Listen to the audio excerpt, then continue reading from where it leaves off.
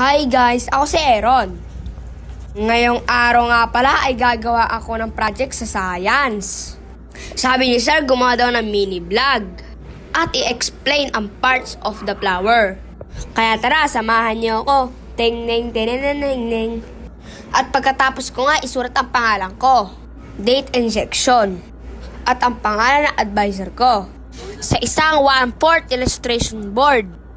At syempre yung title. At sinunod ko na nga ilagay ang gumamela na kinuha ko sa kapitbahay namin. Ginupit ko nga rin pala sa gitna ang gumamela.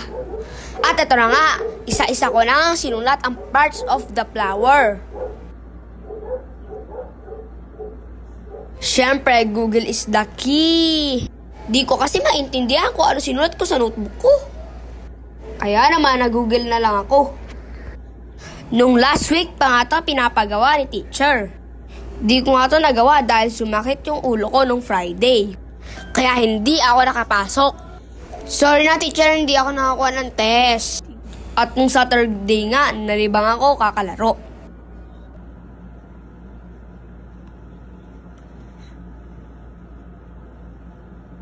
Last one.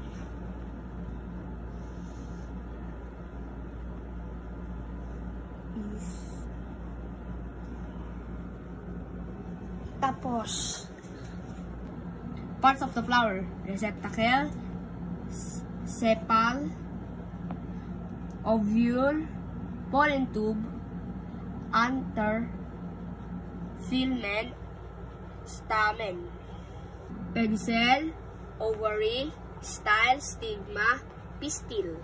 Ayun lang, tapos na. Thank you for watching. God bless!